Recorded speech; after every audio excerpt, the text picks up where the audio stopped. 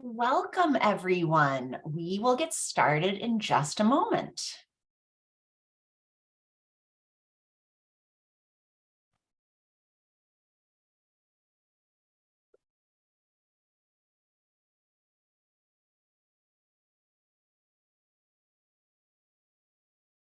All right. Well, thank you all for joining us today. We are thrilled to have such a great audience with us live, and also a belated hello to all the viewers who are tuning in later on YouTube. We are so happy to have all of you with us for today's program, Election Accessibility for Mainers with Disabilities. Disability Rights Maine works in partnership with their clients and allies to remove barriers to voting and to educate and inform people about voting rights. We are delighted to have DRM's Public Policy Director, Sara Squires, and Special Projects Director, Cathy Bustin, with us today. They're going to share about election accessibility, voting rights for people with disabilities, accessible absentee ballots, voting advocacy, and more. Welcome. My name is Kathleen Neal. I am the Director of Policy and Partnerships here at Maine Conservation Voters and Maine Conservation Alliance.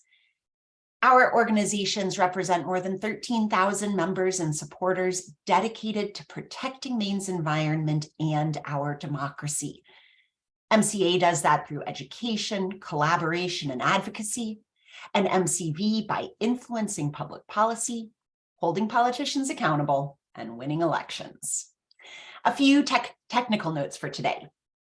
We will hear from our speakers first and then tackle your questions in the Q&A session at the end. You don't have to wait, though. You can send questions to me through the chat whenever they occur to you, and I'll keep track of them and ask them following the presentation at the end. We ask that you not message our speakers directly, as we want their focus on the presentation, not the chat box. If you do have any technical difficulties today, please message Will Sedlak and he will help you out. This event is being recorded and the video will be posted on our website later this afternoon, where you can also find recordings of all of our previous Lunch and Learns. Thank you all again for joining us. Sara and Cathy, I will turn it over to you. Great, thank you, Kathleen. I will get this loaded.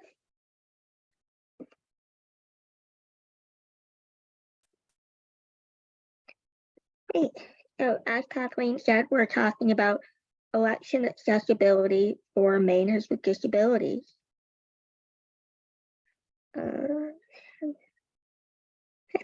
My name is Sara Squires. My pronouns are she, her, hers. I'm the Public Policy Director for Disability Rights Maine, and I supervise our intake unit. I will let Cathy introduce herself, and then I will give a brief overview of Disability Rights Maine. Hi, I'm Cathy Bustin. I'm the fairly new, in the last month, Special Projects Director for Disability Rights Maine. My current focus is with the PAVA program, Protection and Advocacy for Voter Access.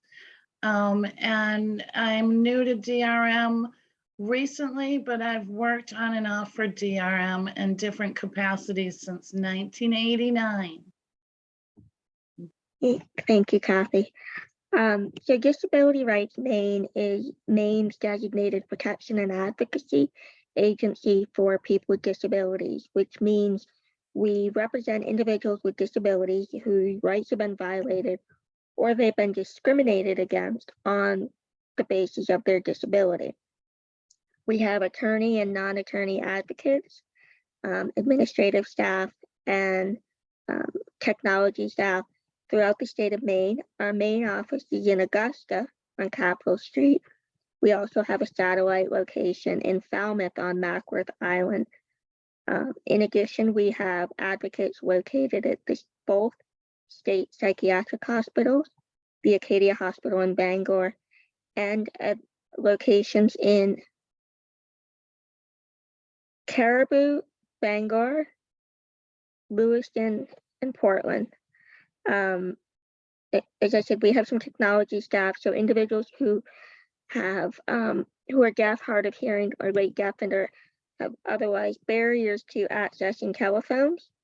We have telecommunication equipment programs that assist people, and we have a deaf services program that is embedded in the deaf community and works with them on communication access barriers. A full list of our programs is available on our website, drme.org. And also we have resources, including voting resources, on our voting access page, as well as an opportunity to request assistance online. Just to get this out of the way, neither Cathy nor I are attorneys. The material we're going to present today is for educational purposes only. It is not meant to take the place of legal advice, and the information we provide today is timely as of the date originally presented, and due to the rapidly changing nature of the law, information contained in the slides following or presented by us may become outdated. It is the responsibility of any individual who uses or relies on this material to confirm its accuracy.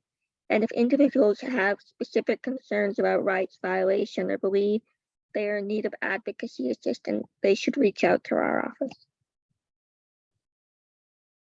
First, I just want to provide a brief general definition of disability. Oftentimes, when people think of disability, they're thinking of Social Security. So we'll say, you know, what is your disability? And they'll say, I receive Social Security benefits, or I receive, you know, supplemental security, SSI benefits. But disability is broader than that. And there's different definitions in both state and federal laws. But ultimately, disability is a physical or mental condition that restricts an individual's ability to engage in one or more major life activities.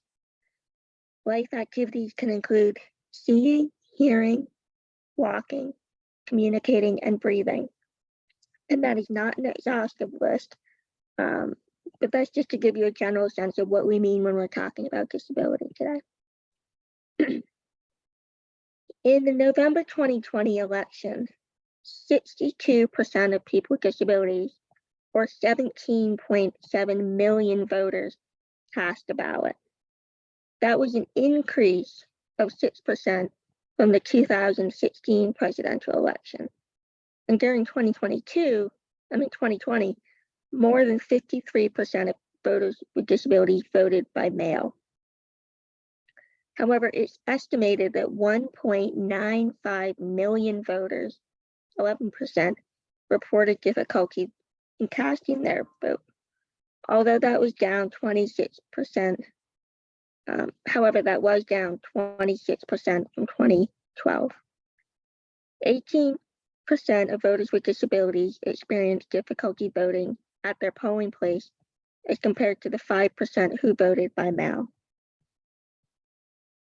There are several laws, federal laws, that govern accessibility and people with disabilities at the polling place.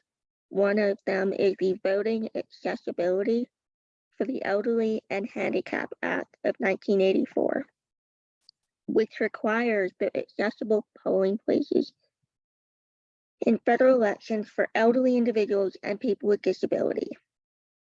It says that where no accessible location is available to serve as a polling place, voters must be provided an alternate means of voting on election day. The Americans with Disabilities Act of 1990 also covers the voting process.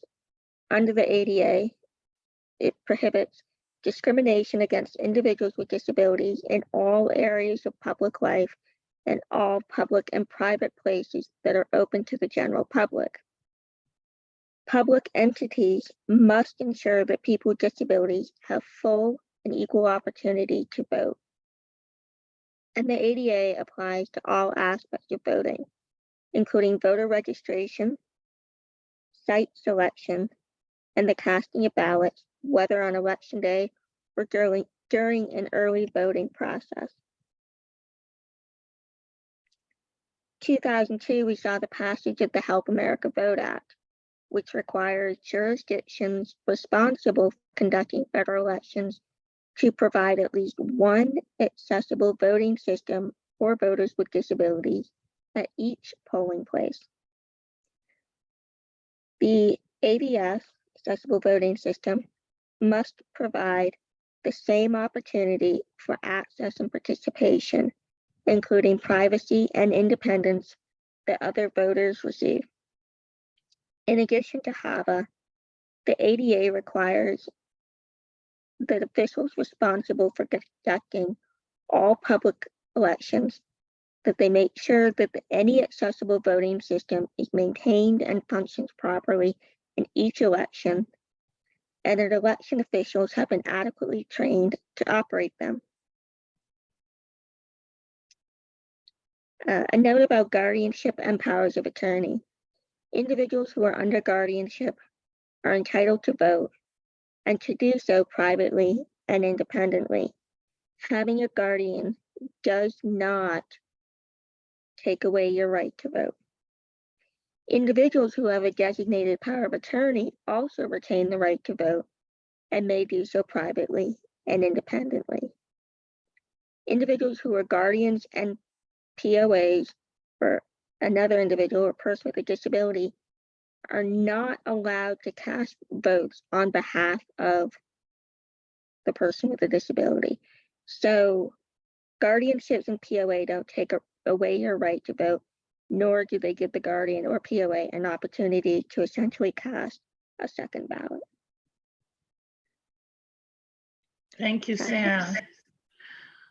As we move into more specifics about accessibility, we really apply the ADA in that Title II of the ADA, that public entities must ensure that they do not have any policies, procedures, or practices in place that interfere with or prohibit persons with certain disabilities from registering to vote or voting based on their disability.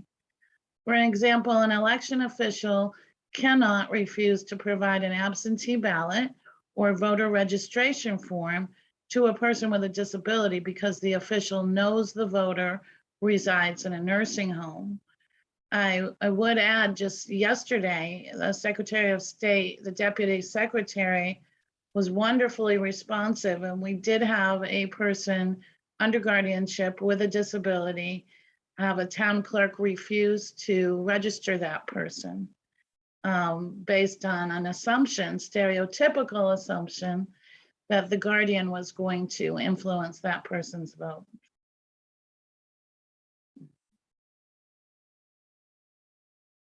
Yeah, okay.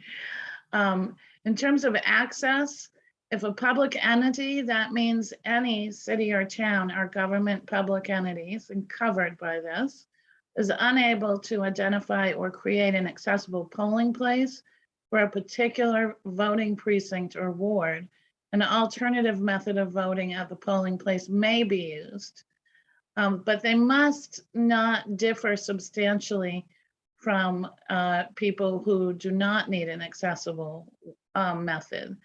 They must offer an equally effective opportunity to cast their votes in person, and they cannot say you have to go to the town hall and vote absentee instead of voting in person if that voter with a disability chooses to vote in person at the polls.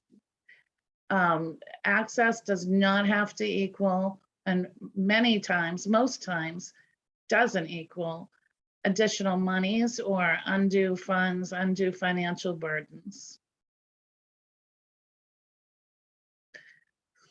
Any person who requests an absentee ballot, whether with a regular application or the special circumstances application, which we'll address later, must be presumed to be eligible to vote. So individuals who are in facilities who are not allowed to leave the premises to vote may submit a special circumstances application in order to vote via absentee ballot. The clerk may not issue an absentee ballot to any voter, immediate family member, or third person who was requested. We know we're past this date, right? Was received in the municipal office after the third business day before election day, which was yesterday. Unless the voter signs an application designed by the Secretary of State stating one of the following reasons for requesting an absentee ballot after this deadline. There's a physical disability and reason for that, an incapacity or illness that has resulted in the voter being unable to leave home or a treatment facility.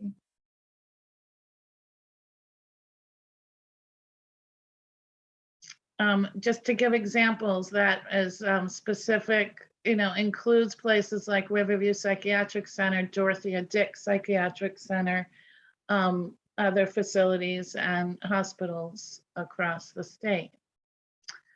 In 2020, Maine implemented an accessible absentee ballot system so that individuals with print disabilities who are unable to use a paper ballot are able to receive an accessible electronic absentee ballot. In order to do this, individuals must certify both of the following: that they are blind or otherwise disabled, and that the disability prevents or substantially limits the person from being able to privately and independently complete a paper absentee ballot. And then to also attest to that, therefore, their required use of an electronic absentee ballot in order to vote privately and independently without having to go to a clerk's office or voting place and using a ballot marking device. The accessible voting system description and instructions for using the electronic accessible ballot, including an option for a practice ballot, can be accessed here at this website. Should I read the website, Sarah? Or should we click on it? It is maine.gov/SOS for Secretary of State /CEC/ELEC/voter information, voter-information, /accessiblevoting.html. And again, if you click on that, it will bring you to showing the accessible voting system, and which is required to be present in every polling place in Maine, as well as how to request and use an electronic accessible ballot.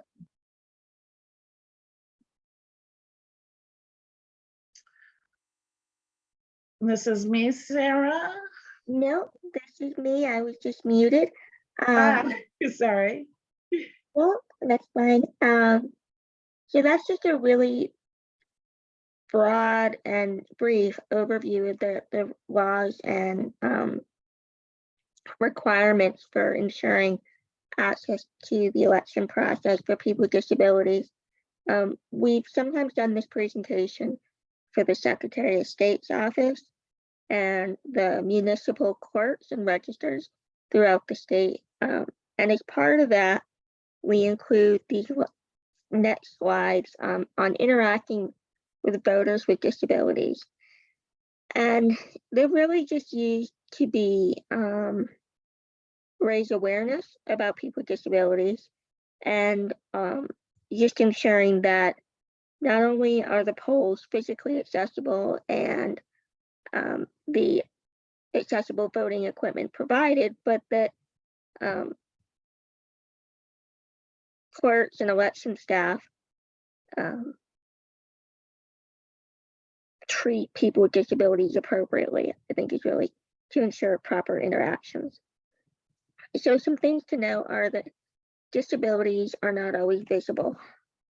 Many disabilities are hidden and are not readily apparent, and we will discuss those later on. However, if an individual's disability is apparent, or if a person discloses that they have a disability, there's standard etiquette that should be followed. And again, this doesn't just apply to clerks and registers, but it's really appropriate for any day-to-day interaction. Essentially, treat everyone in the same manner. Do not use patronizing or non-adult level language. That is, don't talk down to a person with a disability. Don't use, for lack of a better term, a baby voice. Just talk to people as you would normally. Offer to shake hands. Disabilities are not contagious. Speak directly to the person, which is to say that if they're with an aide or a family member or whatever, acknowledge the person with a disability. Don't be talking to the person that's with them and ignoring the individual with the disability present. Also, don't grab or lean against wheelchairs or motorized scooters. They're not there to support you. Next.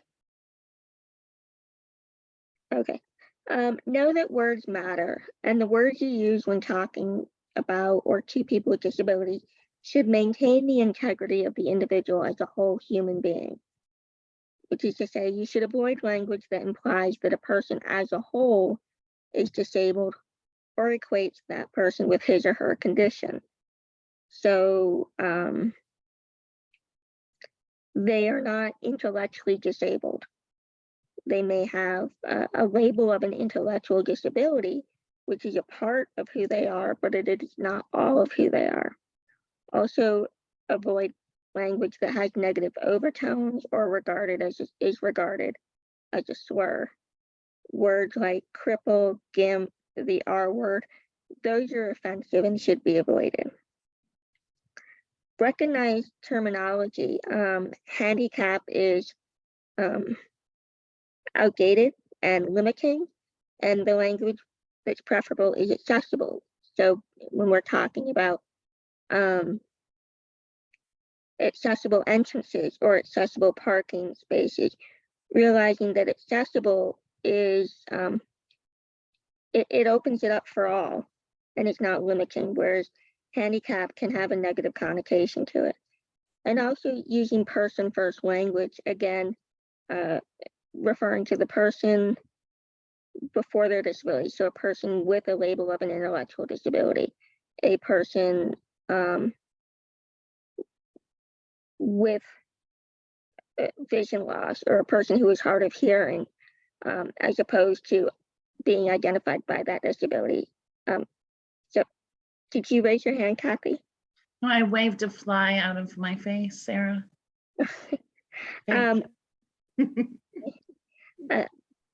A general exception to the person first language, though, that can apply in like all instances is the deaf community. Individuals who are deaf prefer and request that you refer to them as deaf individuals, not person with deafness, because the deaf community is in fact a community with a whole separate language and societal norms, and their deafness encompasses more than just hearing loss. Things to know about the physical environment, and especially at polling places: keeping ramps, accessible entrances, and paths of barrier travel free.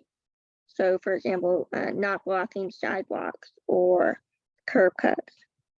Being aware of a person's reach limits, placing items within their grasp, ensuring good lighting in any situation is helpful, and to be mindful of noises and other distractions that may impact your interaction with a person with a disability. Think before you speak. Again, some of this is repetitive, but acknowledge and talk to the individual. Don't ignore their presence, and instead address their companion, aide, or ASL interpreter. Talk to people with disabilities the same as you would anyone else, and respect an individual's privacy. So in certain situations, you may find yourself where you need to know some information about a person with a disability, and recognizing the difference between knowing what you need to know and knowing what you want to know because you're curious. And when you recognize the difference, it can have, and you respect the difference between those two, it can have a positive impact on your interaction. And ask before you help people. People with disabilities, like anyone else, are expert on themselves. So offer assistance only if it appears to be needed. Similarly, people will let you know if and when they need help. And if you do offer to help someone, ask how you can help. Don't immediately jump in and assume that you know what they need, because it can create an awkward and sometimes unsafe situation. And if help is declined, know that it's appreciated, but it's okay that it's declined. This is you, Cathy. Be sensitive about physical contact. Said, you know, not all disabilities are visible. And for all of us with or without disabilities, having your body and space respected and requested before you're touched is very important. That includes any equipment that is part of their personal space or an extension of themselves. Respect that space. People who use canes, crutches, wheelchairs, they need their arms to balance themselves. Do not just grab them. Do not assume that you know how to move or operate a wheelchair if you're pushing someone. Do not grab someone's cane or crutch away from them. It's exactly, or move a scooter somewhere that you have not been requested to move it to. Things like that. Hidden disabilities include a physical, mental, or emotional impairment that goes largely unnoticed. Being one of those people with a hidden disability, I like to say, we can pass sometimes. Multiple sclerosis, learning disabilities, respiratory disorders, speech, sometimes brain injuries, sometimes mental illness, or what's labeled as mental illness. Don't assume or discount that there is a disability because you can't see it. I think that's particularly important around accessible parking spaces. As much as it drives us all crazy if there's not a plate, there should always be a plate. Don't assume that because you see somebody walking through their van or car in that space that there's not a disability. Deaf and hard of hearing voters. Eye contact is extremely important. Minimize distractions and noise. It is appropriate to take pauses and check for understanding. Do not assume that signing individuals can read or write English. ASL is not English. English is usually a second language, and literacy varies widely. Knowing how to fingerspell does not mean you know American Sign Language. Then there are non-manual signs. It's very important also not to look away when you start a sentence and then turn. My mom was famous for doing that to my stepfather, who acquired hearing loss, which was progressive. She was just used to cooking and talking to him, and you'd hear him say, "I cannot see what you're saying." Give the person your full attention like you would anyone else. Be patient. Someone's struggling to find a word, get a sentence out. Don't interrupt. Let them finish a sentence. If you don't understand, say, "I'm sorry, I didn't get that. Could you repeat it?" You could also ask to go somewhere with fewer distractions or offer to put information in writing. The best approach usually is to say, how do you prefer to communicate? The ability to communicate effectively and to be taken seriously is important to us all.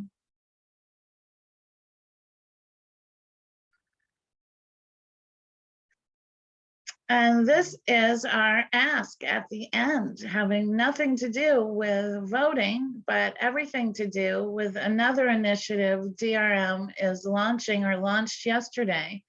We're doing a health equity access survey. We're collecting data about issues people with disabilities face accessing healthcare. Currently, this data is not tracked. The survey is confidential and anonymous, and the information will be used to advocate for change. To do this, we need your help. And here is, again on this slide, a link to the survey. It is for anyone with a disability, acquired or whatever, to respond to with questions and personal stories about healthcare. We'll also be doing forums in the very near future, listening forums. So please keep an eye out for that. So I just jump go in. ahead, Sarah, sorry. No, just really quickly. This link is kind of long, and I apologize for that. But if you go to our website, drme.org, there's a link to the health access survey directly on our homepage. And so if you want to share this with people, but don't get a chance to write down this long URL, just go to grme.org and that will get you there as well. And the survey is also available in ASL. So if you click the link, it will take you and it'll give you the option of doing it in English or ASL. And we do offer other accommodations for people who need it, but all that information is available on the site. And thank you very much. Here are some resources, other resources. I think that I won't read the slide. And I will turn it over for questions if there are any. Cathy and Sara, thank you so much. What an incredible presentation and set of resources. Don't even worry about trying to copy down those addresses. We will include all of those links in the follow-up after email that you'll all get later this afternoon. It will not surprise you to hear that there will also be one additional call to action. Vote, please. Tuesday is election day. It will include a couple of links to help make sure you know where you're going on Tuesday and what you need the information you need to feel confident about your votes. Let's get into questions. So reminder that you can send those, keep sending questions to me through the chat. We've got a good chunk to get started on, and we'll keep going. So first off, I love the emphasis in this program on accessible voting. Thank you for that. But I also kept thinking so many of your slides, so many of those tips, and so much of that information is important every single day of the year. So thank you. Especially looking at that words matter slide. I think that was the point that I was like, oh, on the one hand, you know, it's just important to know this stuff. Where are those resources on the last slide? Are those good places to go to learn more if we wanted to really dig into, for example, everything you shared about the deaf community and the difference in person first? Like, I want to read more. Where should I go? The resources on the resource slide are really directed towards voting accessibility, voting rights. But I could probably send you something that if you would like to include in an email later on when you follow up with people. Certainly happy to share that. I think that there's an abundance of resources. Just if you just Google disability etiquette, I think you could probably, Google will populate hundreds of thousands of different things, and so it's really just it's out there. We also have a deaf services program that would, I'm sure, provide more links, particularly to the culture of deaf with a capital D. And also, like Sara said, some of the etiquette we missed one of my favorite terrible things to say, wheelchair bound. Nobody's chained and lashed in, and it emphasizes the wheelchair as opposed to the wheelchair user. Yeah, and that is, thank you, Cathy. That was something I was thinking of in my notes for the PowerPoint. One of them is that we often hear confined to a wheelchair. Right, and yeah, exactly. And the idea is that the wheelchair, it puts it as limiting, restricting movement and stuff, when actually the wheelchair provides freedom and independence and, you know, access to the community. And I think if we really just change our perspective on how we, you know, look at what a wheelchair actually provides for an individual, something as simple as that, you know, you view things in a whole new light. That's so interesting. And I know I've learned a lot just from folks who are willing to share their experiences and so generous with things. You talked a little bit about that practice that we all need to cultivate of differentiating between what we need to know and what we're curious about, because we're humans and humans are nosy. That is just a really helpful frame. And at the same time, I'm so grateful for people who tell me things that I probably don't need to know, but I learn an awful lot from those experiences and messages. So thank you. Talking about coming back to election day for a minute, I love knowing about all the requirements about accessible voting. What happens on election day if someone's access is being denied, or if they get to the polls and there's, you know, the ramp is blocked because of some construction? And what do we do in the moment when there's a challenge, knowing that election day is pretty time sensitive, right? If you haven't voted by mail, you've got one day to figure this out. You want to take that, Sarah, or you want me to? Oh, you're the voting access advocate. I think this is perfect for you. Well, okay. One of the things you can do, did we get that on a slide? DRM has a voter hotline specifically for election day. We'll be having one of our lawyers take calls and designate it out all day as long as the polls are open. And that is 1-800-452-1948 or Maine Relay 711. I know that there are a number of other organizations doing the same things. Specifically, one can call the Secretary of State's office if they're being blocked from voting or there's a problem at the polls. DRM has staff volunteering in addition to their usual jobs all over the state at polling places all over the state. We'll be present taking accessibility surveys, getting our eyes on this accessible voting system, making sure there's adequate parking spaces, ramps, and all kinds of access there as well.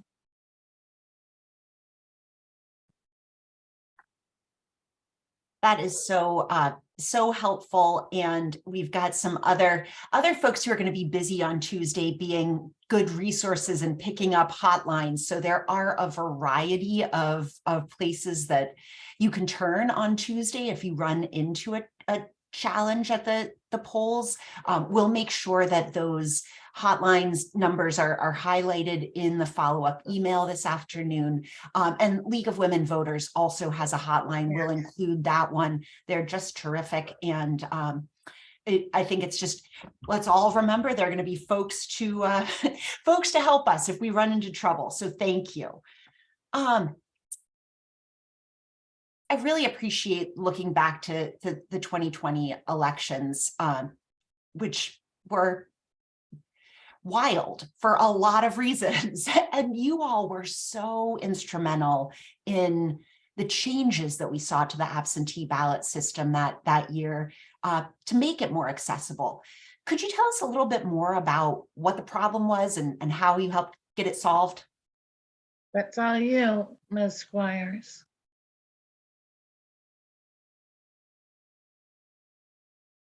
I think a lot of time what we see, the biggest, I think, issue we're seeing is, as Cathy said, she gave an example earlier of like clerks who have misunderstanding around the rights of individuals under guardianship to participate in the election process.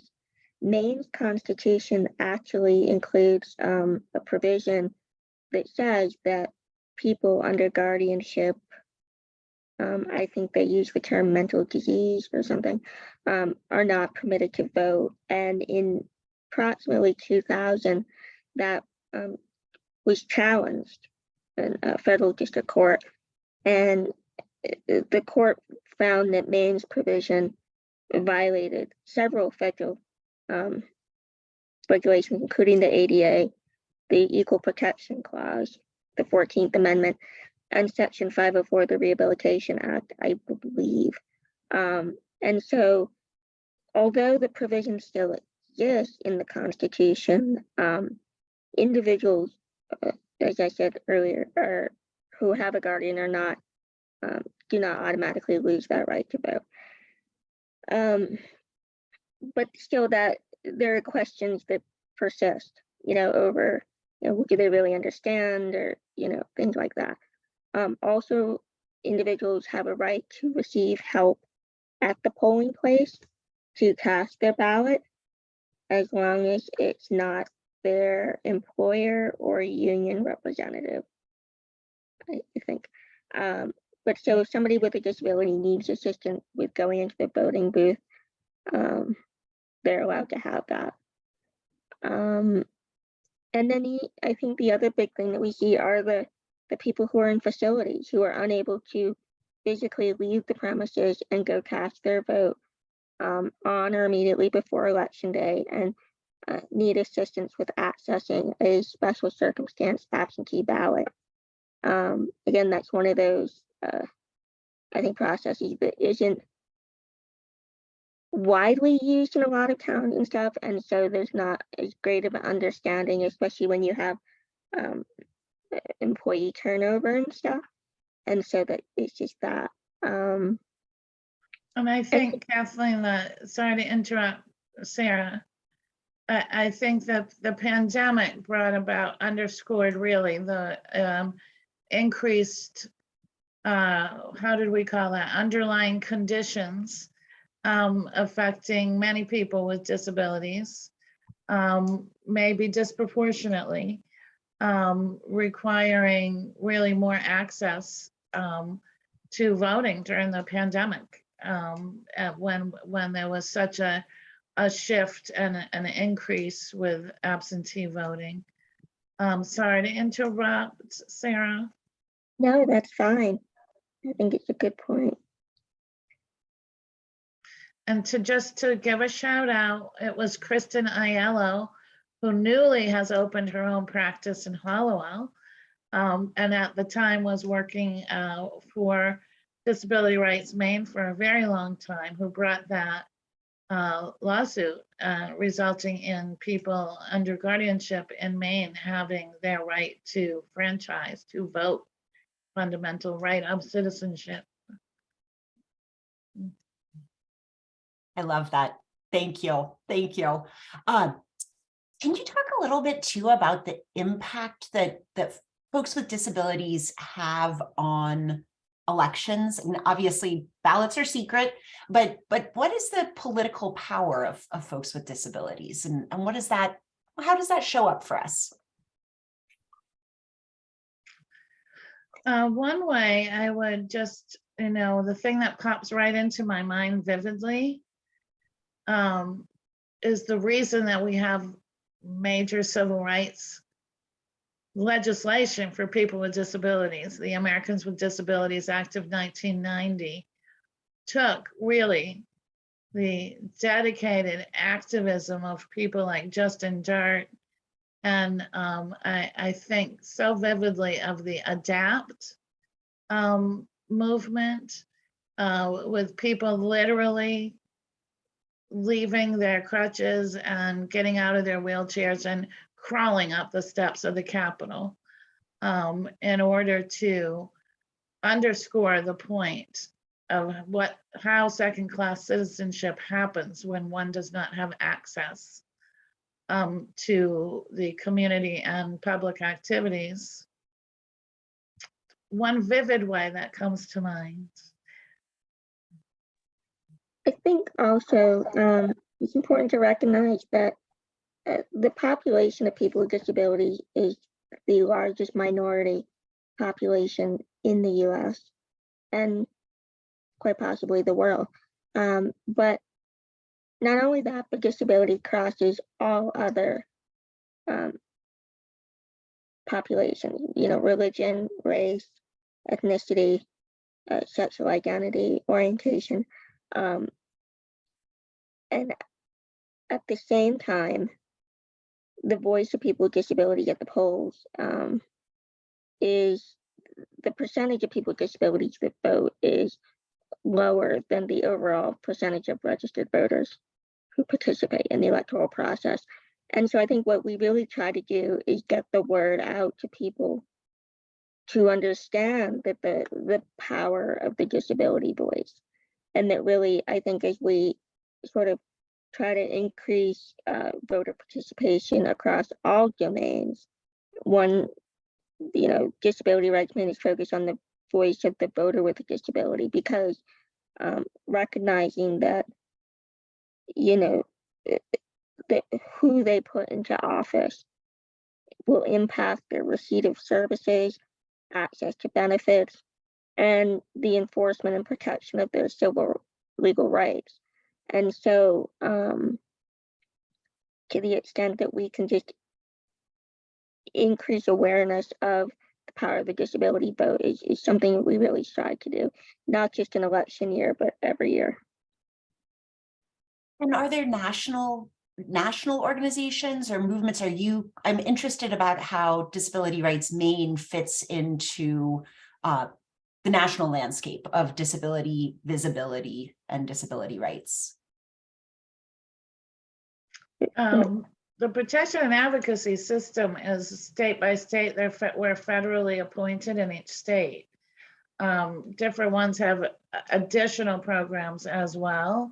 But every governor designates in their state who their protection and advocacy agency will be. There are so many national organizations and coalitions. The National DRM, Disability Rights Network. Did I say that right, Sarah? The NDRN, National NDRN, sorry. Geez, just too numerous to really go into. Sarah, maybe you have a better, more targeted response. Well, there's also the American Association of People with Disabilities, the AAPD. Developed a coalition and does a lot of work around voting. Their movement is Rev Up, or Register, Educate, and Vote. And you can really just Google Rev Up or AAPD Rev Up.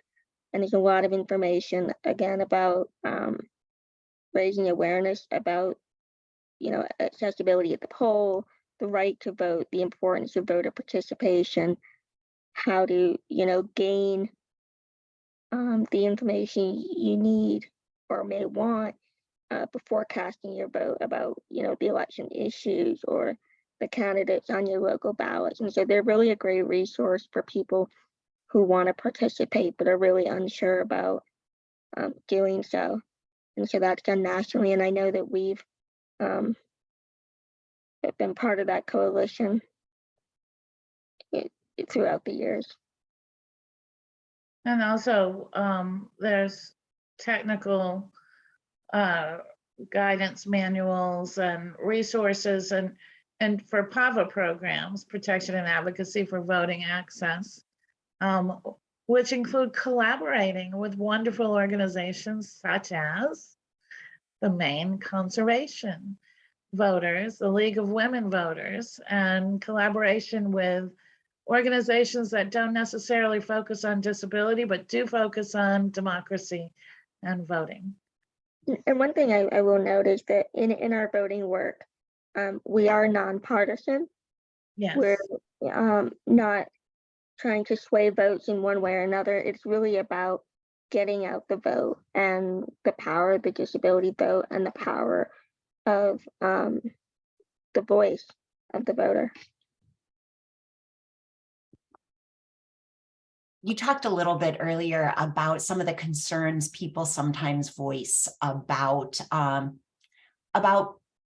influence, about, you know, whether it's families or direct support providers, but influencing the votes of people with disabilities. Is there guidance for those helpers, if you will, on the lines between making sure people have the information they need to make a decision and swaying the vote? Yeah, it's no different than anyone else, right? I mean, I cannot count the amount of family conversations and debates I've had about political issues over my lifetime, right? However, if I needed assistance, physical assistance, marking a ballot, reading the ballot, anything else, in the act of voting, no one can tell the person how to vote, right? The education about what's on the ballot, what the candidates stand for, what the issues are, that happens outside of the ballot box, does not happen during while somebody is marking a ballot. No one can tell anyone else, any person with a disability, you have to have this person assist you in the ballot box. A person can have whomever they choose, as long as it's not their employer or their union rep. But anyone else they can bring in. Sarah? I was just saying it's also important to note that if an individual doesn't need help Right. casting their vote, then a third party can't force them to accept it. Individuals still have the right to vote privately and independently, as do all other voters. So if a support staff were to take someone to the poll, they don't get to say, well, I have to go in with you, because that's incorrect. An excellent point. The other part of that earlier anecdote, I guess I would say, that just occurred this week was the clerk's solution to not registering the person with a disability under guardianship to vote was that if she did so, she would require 2 witnesses from the clerk's office to witness the person doing the absentee ballot. And that's no. No, that's not required. Thank you, though. We really wanted to just vote at the polls, and they had just, recently just wanted to register to vote.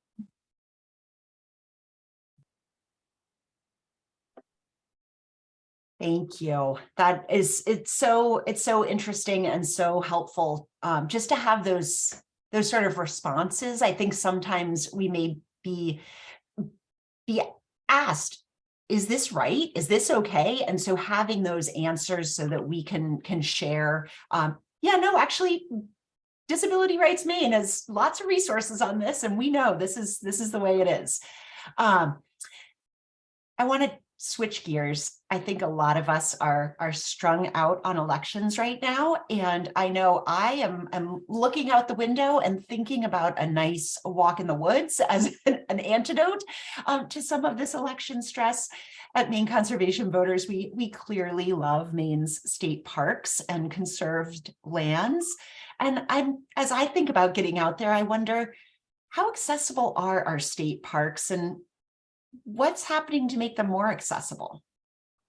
And sorry for throwing this curveball, because I didn't tell you I was going to ask you about state parks. Oh, no, you see me smiling because I've only recently, because I've only recently returned to work at DRM, Matt Keenan, I'm not going to be able to say his last name, Sara? Whitesdale. Okay, thank you. And since you have been here for a very long time, I mean, you know, a good amount of years, maybe you could get to explain his awesome project right now.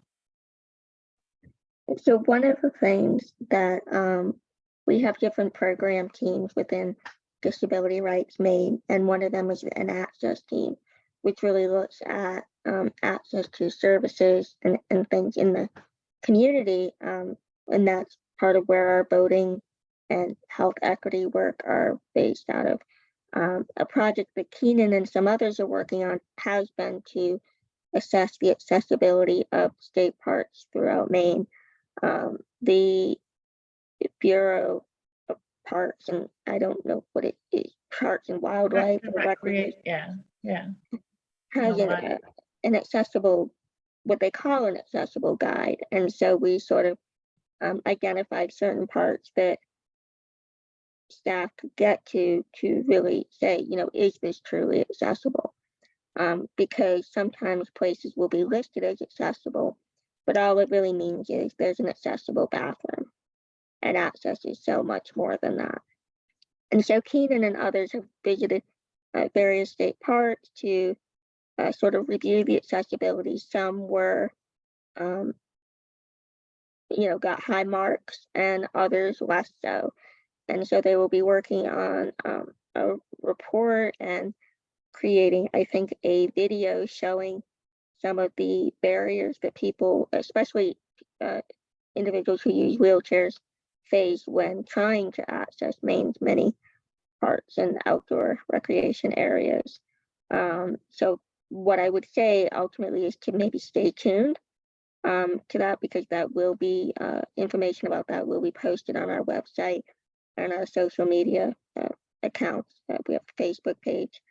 And so I'm not as heavily involved in that, but you know, it is something that we've identified and are keenly aware of.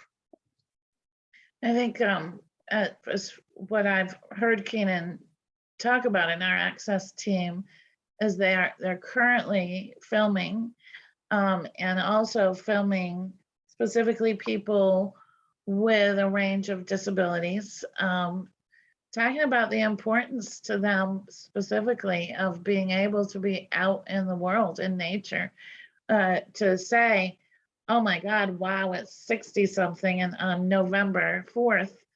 And instead of watching an election video, I want to go out for a walk or hit the trails or go to the beach for the last time, and the importance on health and just overall well-being of being able to access our beautiful state's wilderness.